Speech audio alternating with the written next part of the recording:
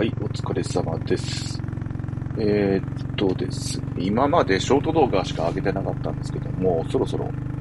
ちゃんとした通常の動画も上げようと。で、今回は、自分が乗ってるエストレア、これのことについて、簡単に説明しようと思います。乗ってるバイクは、川崎エストレア250、の、前後ディスクのモデルです。で、実は、これと同じバイクを以前乗ったことがありまして、2回目のオーナーってことなんですけども、購入自体は地元の、人から、格安で購入。で、調子はいいですよっていうことだったんですけども、ま持って帰ってきて、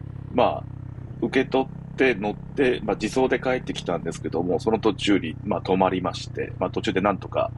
止まったけどもエンジンかけて、一旦はね、友人の家に今広いガレージがあるので、そこに持ってって、で、そっから半年近く、土日であったり、平日の、自分は自分の、会社というか、仕事で、空いた時間で行って、ちょこまかと直すと。で、基本的には、チェックする中で悪い箇所を、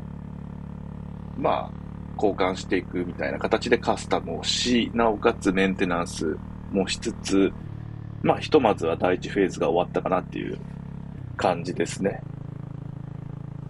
当初、一番の、まあ、これまずいなっていうところを発見したのが、フロントスプロケットあたりからのオイル漏れですね。最初は、ドレンボルトがちょっとまずかったのかなとは思ったんですけども、ドレンボルトのドレンワッシャーとか変えても、オイル漏れがポタポタと、どっか試しに走ってみて止まるとポタポタと出てたんですけども、結局フロントスプロケットの後ろのシール、その付近からのオイル漏れっていう感じですね。これを直したんですけども、フロントスプロケットのカバーを外した時にですね、疑惑のスポンジが出てきて、多分、前の持ち主の方はそんなにバイク詳しくなくって、その友人の人が主にメンテナンスやってたんですけども、その辺多分言い出せなかったんだろうなって思ったんですけども、バイクを取りに行った時の、その時に撮った、スマホで撮った写真見てみたらね、駐車場のとこにね、結構オイルのシミがあって、その時から知ってたけど、せっかく買ってくれるっていう人がいるのに、ちょっと言い出せないなっていうのがあったのかなと。で、それを、直すにあたって、他のね、YouTube に上がってる動画で、エストレアの持病みたいな話で、シール変えないと止まらないオイル漏れがありますよと。で、それするにあたって、一番しんどかったのが、その、シールの交換というよりも、リアタイヤのね、支えてるボルトがね、回んなくって、で、結局、トーチで炙ったりしてたんですけども、一人でずっと作業をしてたんですが、お迎えのね、幼稚園からの幼馴染にちょっと手伝ってもらって、それでようやく外れたと。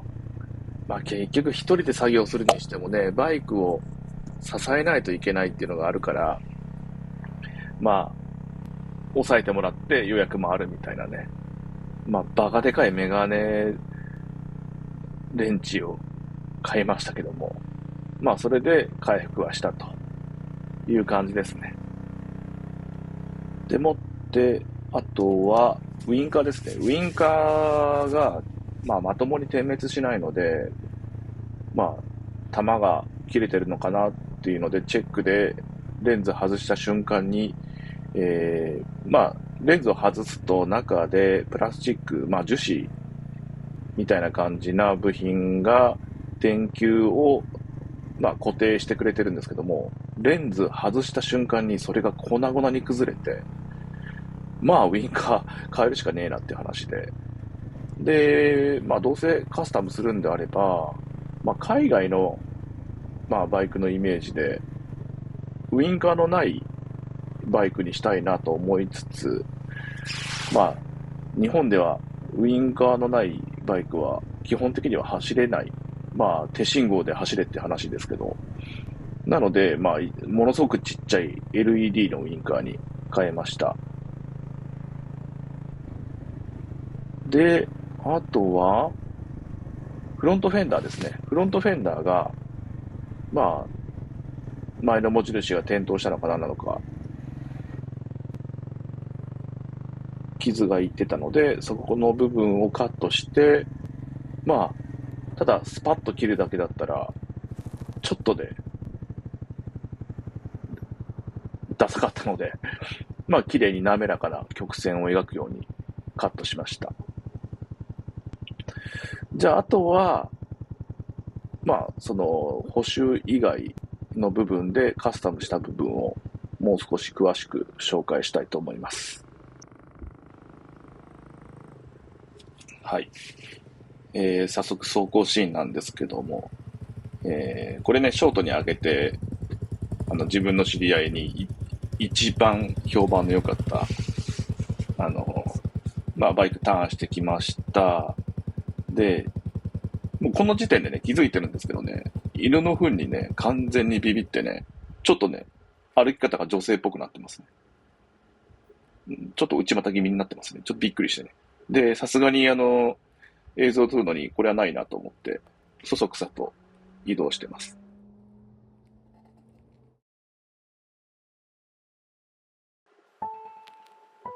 97年式にはこのカラーはないんですけども、前のオーナーさんがわざわざ外装を買い揃えて、このカラーにしたみたいです。フェンダーからタンクから。で、タンクのエンブレムがちょっとね、劣化が激しかったんで、外して、リバーマークっていう、あんまりね、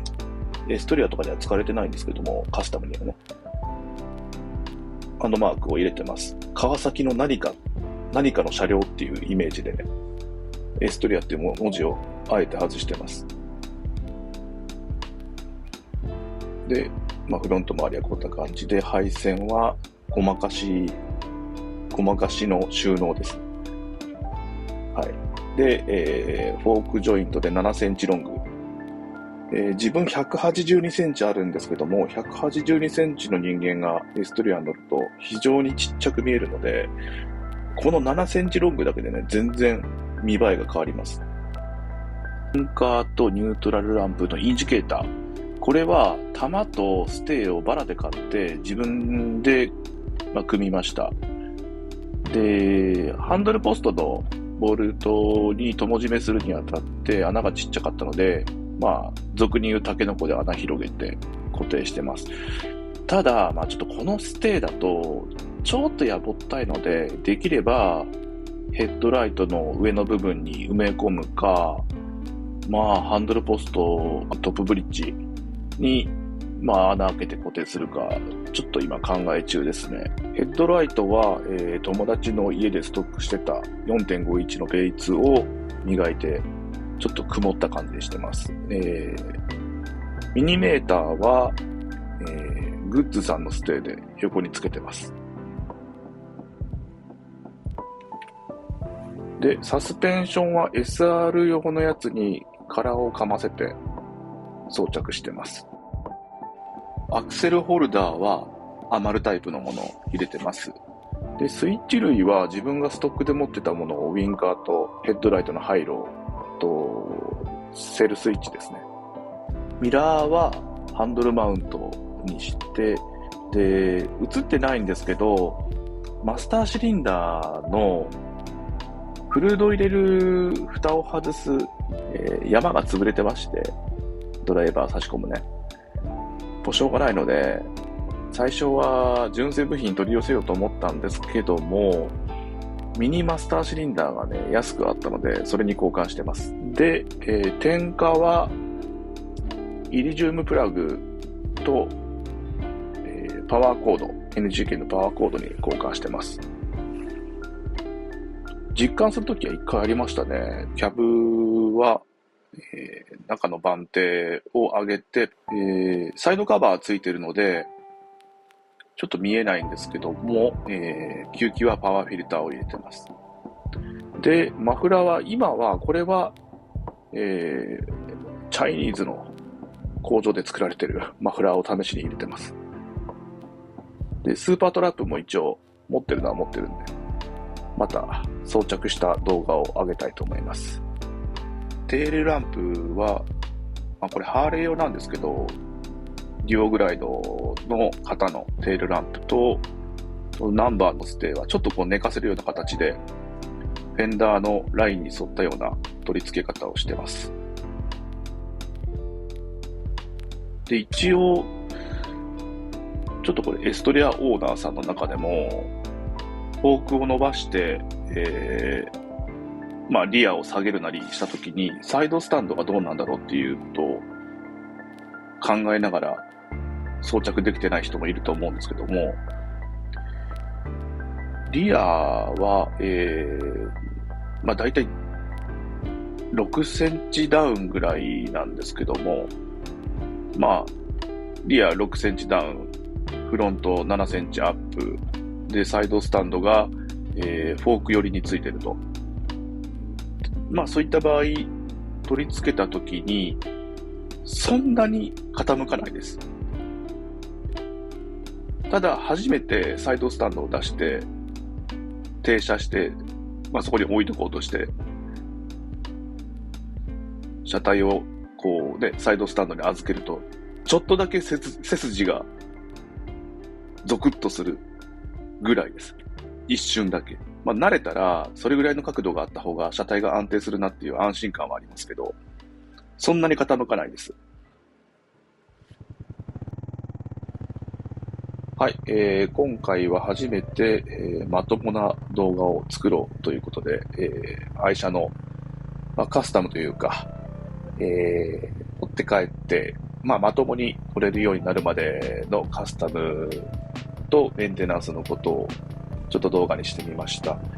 で、このチャンネル自体は自分の単車のことだけじゃなくてですね、昔からの悪友の、単車のことなんかも紹介できたらなと思ってます。あとは今映ってる感じの、ボディカメラで撮った映像であるとか、主に、もちろんバイクのことなんですけども、あと、結構なジジイなんでね、昔話とかしても面白いのかなっていうのはありますね。はい。